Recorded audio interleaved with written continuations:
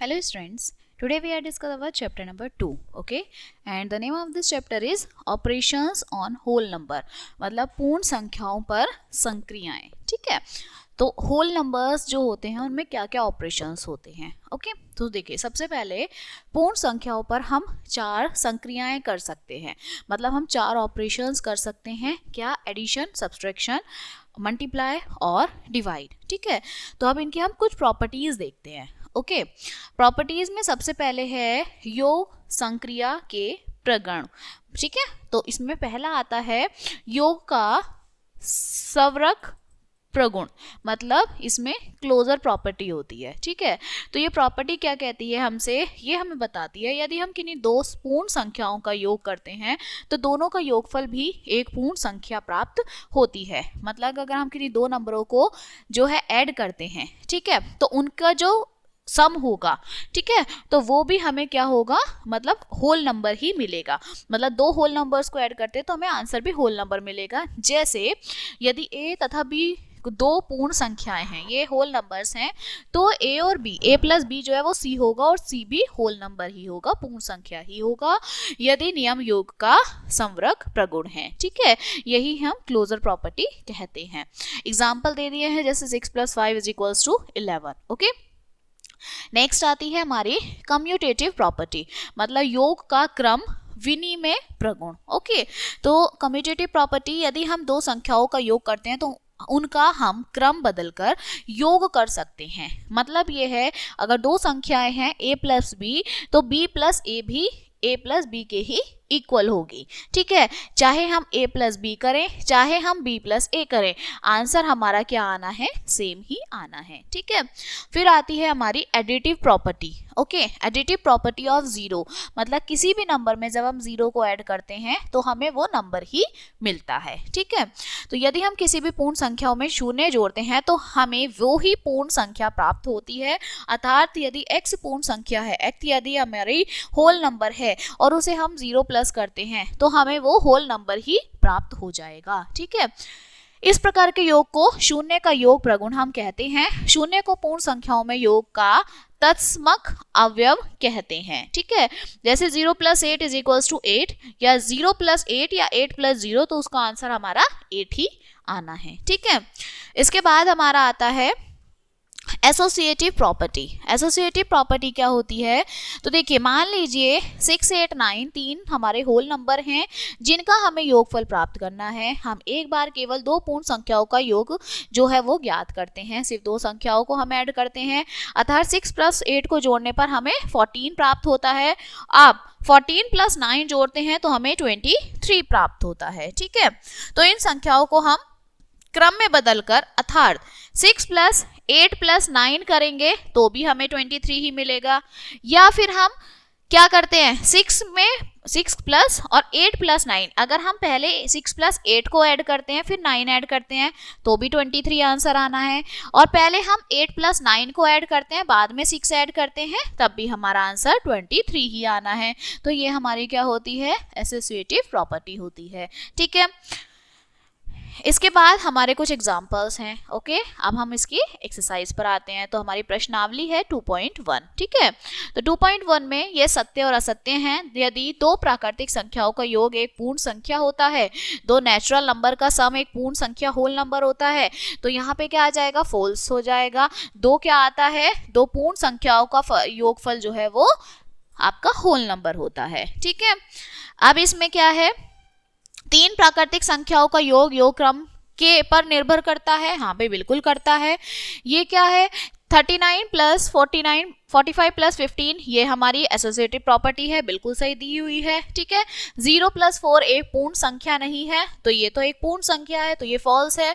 शून्य पूर्ण संख्या और प्राकृतिक संख्या दोनों के लिए तस्मक अव्यय है, तो पूर्ण संख्या और प्राकृतिक नहीं भाई, नेचुरल नंबर में हमारा नहीं आता है 0. ठीक है, और हमारा होल नंबर में 0 आता है, तो ये फॉल्स है. ठीक है, इसके बाद हमारी क्या है, x + y = y + x होगी, p + 0 = p हो जाएगा. ठीक है, नेक्स्ट है a + b, b + a के इक्वल है, x + y + z, तो x + y + z आ जाएगा. ठीक है, नेक्स्ट है हमारा कि निम्नलिखित संख्याओं का योग लिखना है, हमें एडिशन लिखना है। ठीक है, तो एडिशन में हम किस तरह से लिख लेंगे, एडिशन में हम लिखेंगे कि 7867 में प्लस करते हैं 3525, तो 7 6 7 8 7 8 6 7 में हम ऐड करते हैं 3 5 4 2।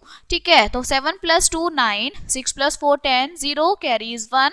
ओके, 8 + 1 9 एंड 9 + 5 इज 14, 14 का 4 अगेन कैरी 1, 7 + 3 इज 10 और 1 11। ठीक है, तो ये इसका योगफल आ जाएगा। ओके, तो इस तरह से हम क्या करते हैं, इसमें एडिशन करते हैं। ठीक है, इसके बाद हमारे बाकी के सम्स भी ऐसे ही होने हैं। पहले हम ब्रैकेट को सॉल्व करेंगे, जो इसका आंसर आएगा उसमें ये ऐड कर देंगे। ठीक है, नेक्स्ट है हमारा क्वेश्चन नंबर 4। 6541 में अगर प्लस करते हैं 1893 प्लस 7243, या फिर हम इसको थोड़ा सा चेंज कर देते हैं, का योग कीजिए। दोनों योगफल समान हैं, कौन सा योग का कौन सा नियम इसमें, तो देखिए ये हमारे दोनों आंसर इक्वल आएंगे। ठीक है, हमने ये देख लिया था, चाहे तो फर्स्ट 2 वैल्यूज को ऐड करके बाद में थर्ड को ऐड करें, या पहले बाकी की 2 वैल्यूज को ऐड करके फर्स्ट को ऐड करें, आंसर इक्वल आता है।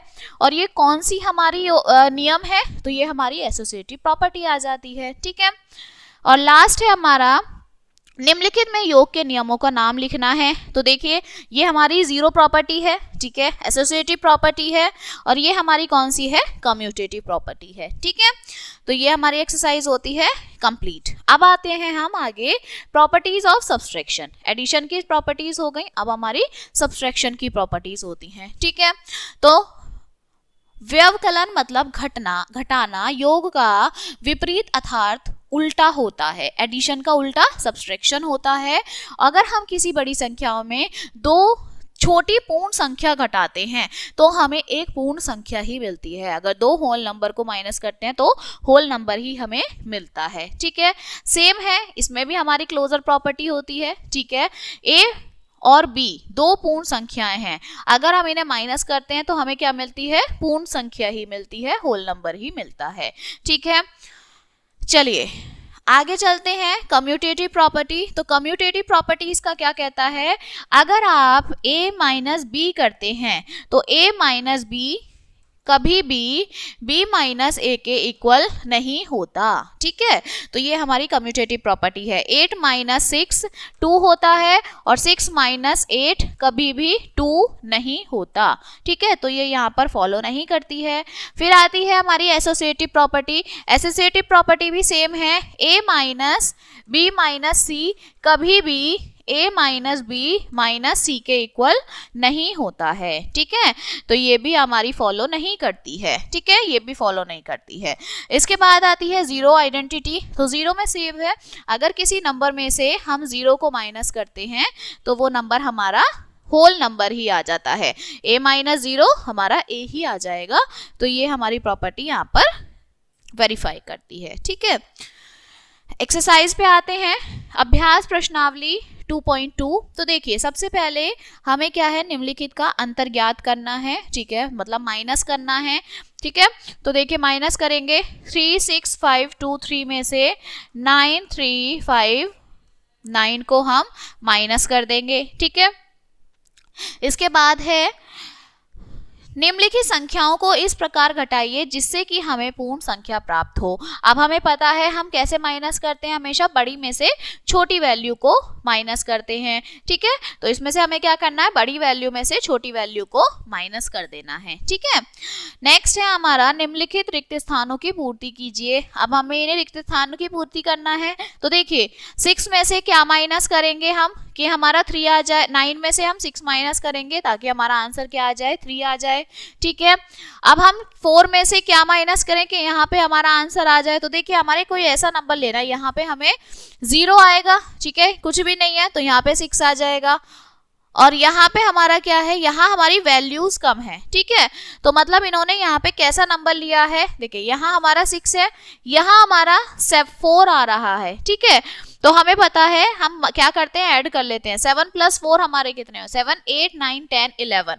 ठीक है, ये कितने हुए हमारे, 11 हो गए। ओके, तो इसमें हमें यहाँ पे डिजिट्स फाइंड करनी है। ये जो हमारी पिंक वाली डिजिट है, हमें ये जो है इनमें से फाइंड आउट करके इसमें लिखनी है, ठीक है।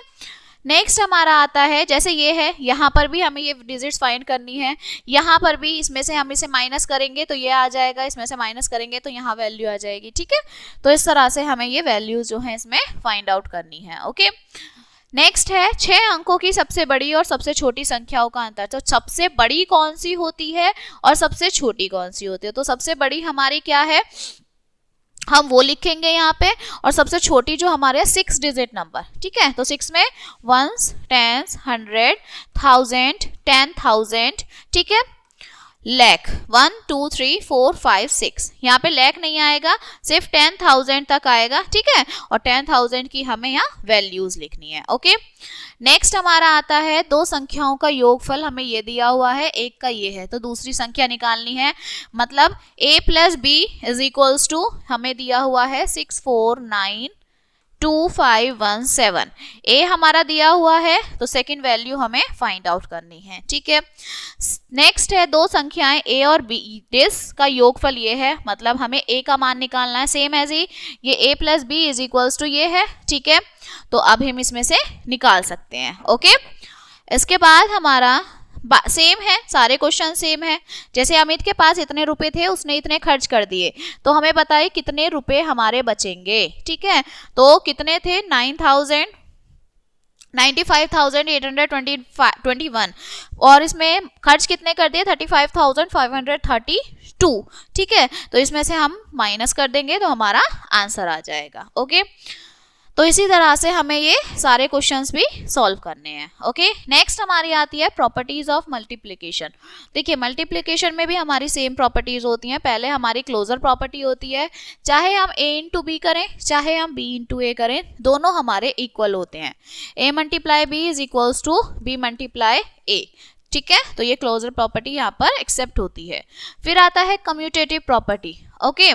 तो कम्यूटेटिव प्रॉपर्टी, हाँ, ये हमारी कम्यूटेटिव प्रॉपर्टी है, a into B is equals to B into A, ठीक है। क्लोजर प्रॉपर्टी हमारी क्या होती है, अगर दो संख्याओं को हम मल्टीप्लाई करते हैं, दो होल नंबर्स को, तो आंसर भी हमारा होल नंबर ही आता है। ये हमारी क्लोजर प्रॉपर्टी है, ठीक है।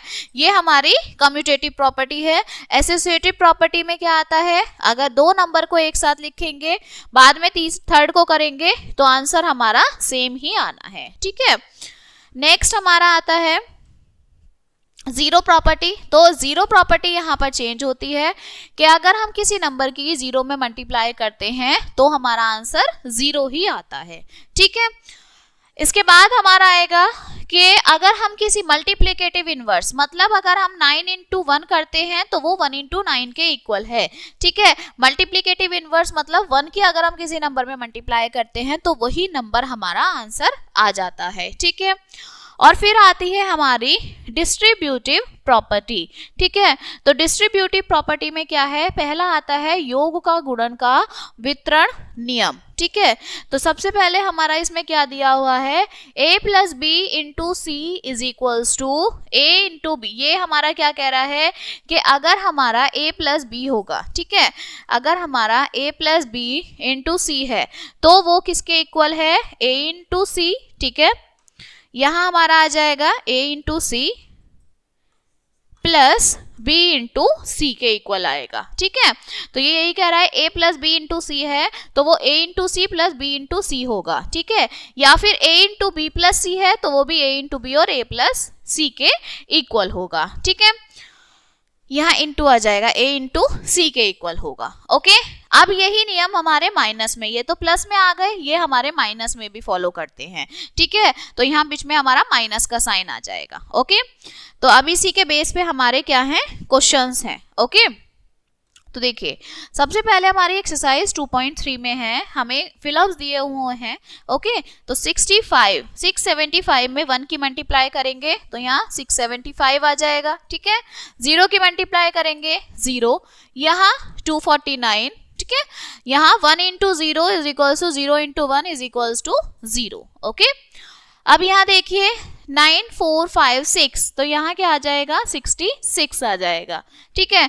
10 इंटू 10 इंटू 10 ठीक है, यहाँ पे आपका 100, 1 2 3 4 5, तो 1 2 3 4 यहाँ 1000 की मल्टीप्लाई कर देंगे, ठीक है।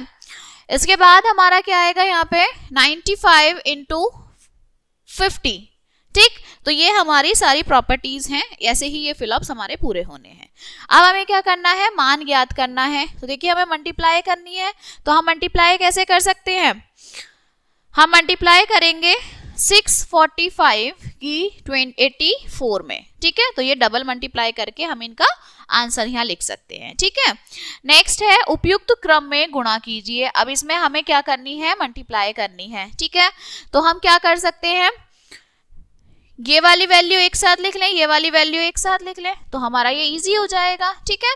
तो ये हमें नॉर्मल इनकी मल्टीप्लाई करनी है। अब आपको पहली डिजिट करनी है या बाद की डिजिट्स करनी है, ये आप देख सकते हैं, ठीक है।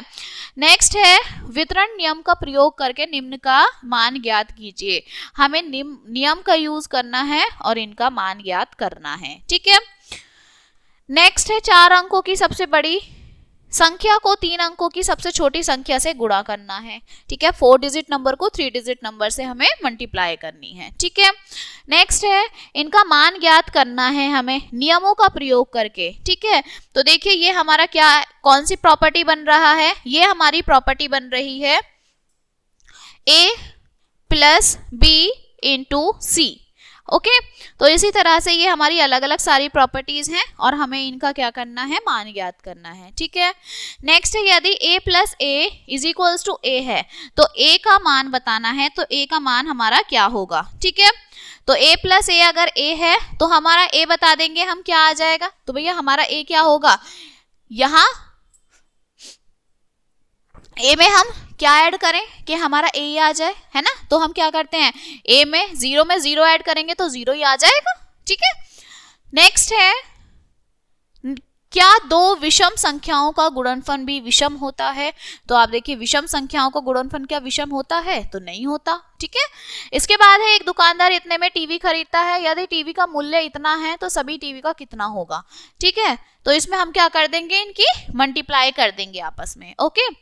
नेक्स्ट है इतनी 125 कुर्सियां हैं, 125 मेजें हैं, यदि एक कुर्सी इतने रुपए की है और एक मेज का रेट इतना है तो बाकियों के कितना होगा।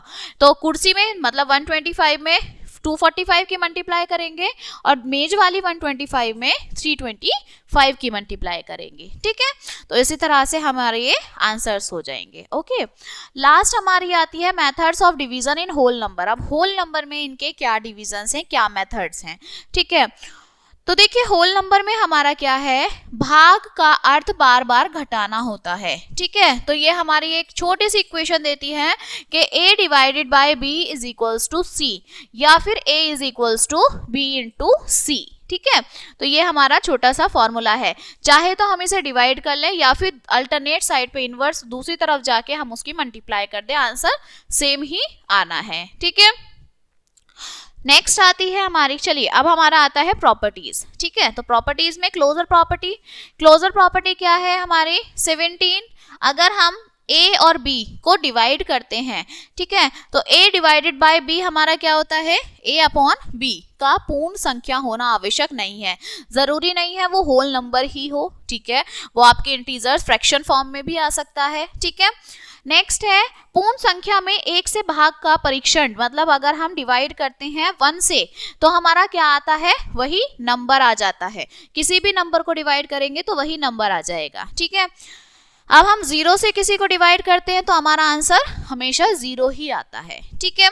इसके बाद है डिवीजन बाय नंबर इटसेल्फ, अगर कोई नंबर अपने आप से ही डिवाइड होता है, ठीक है, तो उसका आंसर क्या आता है, हमेशा 1 आता है, ठीक है। मतलब 2 को 2 से डिवाइड करेंगे तो उसका आंसर हमेशा क्या आएगा, 1 ही आएगा, ओके। नेक्स्ट हमारा ये एक फॉर्मूला है विभाजन लघुगणक, तो ये हमारा फॉर्मूला आता है quotient into remainder upon divider, ठीक है। तो ये हमारा जैसे फॉर एग्जाम्पल हम इस तरह से डिवाइड करते हैं, ठीक है। तो जो a है ये हमारा डिविडेंड होता है ना, इसे हम बोलते हैं डिविडेंड, जिस नंबर को हम डिवाइड करते हैं, ठीक है। b हमारा ये हमारा डिवाइजर होता है, ठीक है, जिस नंबर से हम डिवाइड करते हैं, ओके। यहाँ जो आता है ये हमारा क्वोशिएंट आता है, ठीक है, क्या डिवाइड करके आया है, और a माइनस a जैसे 0 आया तो ये हमारा रिमाइंडर होता है, ठीक है। तो यही होता है क्वासाइंट इनटू रिमाइंडर अपॉन डिवाइजर, और इसे हम खोलते हैं तो क्वासाइंट इनटू डिवाइजर, ठीक है, प्लस रिमाइंडर अपॉन डिवाइजर, ठीक है। तो ये हमारा एक फॉर्मूला होता है, ओके। तो ये अब हम एक्सरसाइज पे आते हैं, ठीक है। तो 2.4 देखिए, सबसे पहला है भागफल कीजिए तथा गुणन की विधि द्वारा जांच कीजिए। पहले तो इसे भाग करना है, फिर हमें गुणन की, तो मतलब पहले इस नंबर को हमें डिवाइड करना है, ठीक है, और डिवाइड करने के बाद जो आंसर आएगा उसमें इसकी मल्टीप्लाई करनी है, तो ये आपको आंसर मिलना चाहिए, ठीक है। नेक्स्ट है विभाजन कीजिए और भागफल तथा शेषफल, मतलब डिवाइड करना है और उसमें क्वासाइंट और आपको रिमाइंडर फाइंड आउट करना है, ठीक है। नेक्स्ट ये ट्रू फॉल्स है, 0 डिवाइडेड बाय 0 पूर्ण संख्या तो नहीं होती, भाई 0 ही आता है हमारा, ठीक है। भाज्य और भाजक शेषफल होता है तो नहीं, ऐसा तो नहीं है भाग्य और भाजक, ठीक है।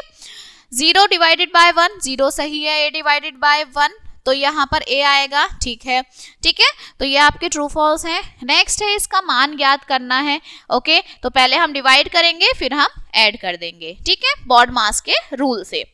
नेक्स्ट है 7 अंकों की कौन सी सबसे छोटी संख्या 124 से पूर्णतः विभाजित होगी। तो आपको 7 नंबर वाली कोई ऐसी संख्या लिखनी है जो 124 से पूरी डिवाइड हो, ओके। फिर है 2 संख्याओं का गुणनफल हमें दिया हुआ है, इसमें से एक संख्या ये है तो दूसरी संख्या हमें क्या करनी है, फाइंड आउट करनी है, ओके। और इसी तरह से संख्या इसको मतलब 53,642 को 252 से भाग दीजिए और विभाजन के नियम को सत्यापन कीजिए, इसको हमें इससे डिवाइड करना है, ठीक है। तो इस तरह से हमें बाकी की सारी वर्ड प्रॉब्लम करनी है, ओके। तो जैसे ये इसमें दिया हुआ है, किसी नगर की जनसंख्या आपको दी हुई है, 14 व्यक्तियों में से एक व्यक्ति शिक्षित है, तो नगर में शिक्षित व्यक्तियों की संख्या आपको बतानी है। तो हम इसमें से किसको डिवाइड कर देंगे, 14 को डिवाइड कर देंगे। तो इस तरह से हम इसे फाइंड आउट कर सकते हैं, ओके। तो ये हमारा चैप्टर कंप्लीट होता है। स्मरणीय बिंदु देखिए, ए बी सी पूर्ण संख्याएं हैं, तो a plus B, a into B, a minus B भी पूर्ण संख्या होंगी, ठीक है, होल नंबर होंगे। a डिवाइडेड b एक पूर्ण संख्या भी हो सकती है और नहीं भी हो सकती, ठीक है। जब a is equals to b होगा तो a का मान b से अधिक है या फिर b से विभाजित है, तभी जो है ये पूर्ण संख्या कहलाती है, ठीक है।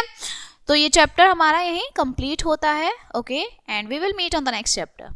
Thank you.